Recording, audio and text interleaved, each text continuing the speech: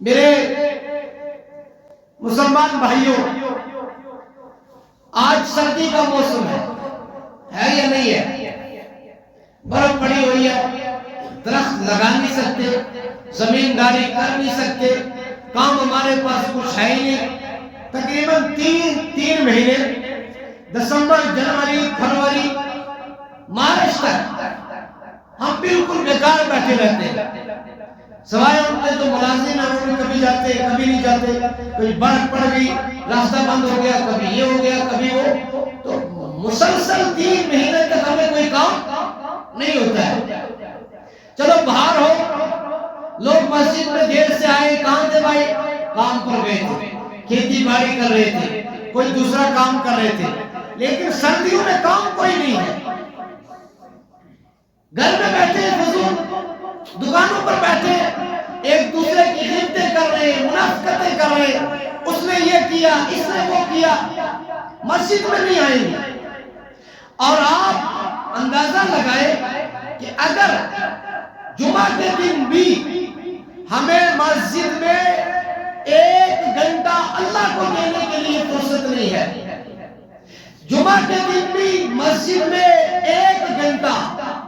اپنی آخرت سدھارنے کے لیے فرصت نہیں ہے کہ ہم مسجد میں آئے اور آ کر کے واعظ و تبلیغ سنے،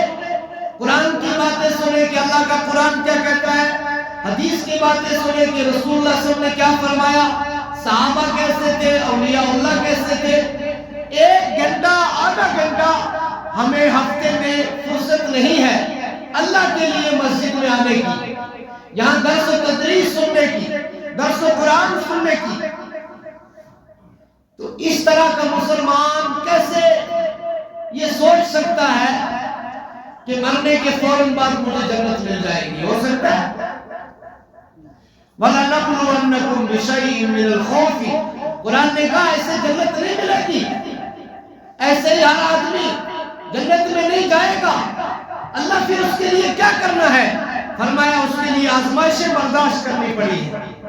آزمائشیں برداشت کرنی پڑے گی۔ بِشَيْءٍ مِّنَ الْخَوْفِ، کبھی ایسا ہوگا کہ خوف کا عالم طاری ہوگا چاروں طرف سے،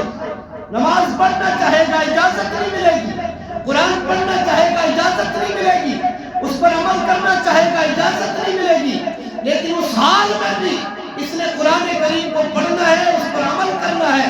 نماز پڑھنی ہے، اس کے باوجود خوف کے عالم کے باوجود اپنے رب کو راضی کرنا ہے۔ یہ خوف اللہ کی طرف سے اس پر ایک آزمائش ہے، لیکن ہم پر تو ابھی تک کوئی خوف نہیں آیا۔ حضرت ابو ذر غفاری رضی اللہ تعالی حضور کے پاس تشریف لائے کہ اللہ کے رسول صلی اللہ علیہ وسلم مجھے کلمہ پڑھا دے۔ حضور اکرم صلی اللہ علیہ وسلم نے کلمہ پڑھایا اور فرمایا ابو ذر اپنے ایمان کو چھپا کے رکھنا، ابھی کسی کو مت بتانا کہ میں مسلمان ہو چکا ہوں، اپنے ایمان کو ظاہر نہ کرنا، ورنہ ابو جہل اور اس کے لوگ جو ہیں وہ آپ پر ظلم کریں گے۔ وہ وہاں سے نکلے رسول اللہ صلی اللہ علیہ وسلم کے گھر سے، دار ارقم سے، اور کعبۃ اللہ میں آئے، اور اب وہ ان سے رہ نہ گیا، ان سے برداشت نہ ہوا کہ اللہ نے کلمے کی دولت سے مالا مال کیا اور وہ چھپائے،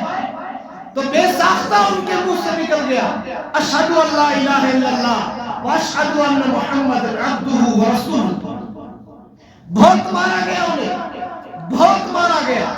لہو لہان ہو گئے، کعبۃ اللہ میں مارا گیا انہیں،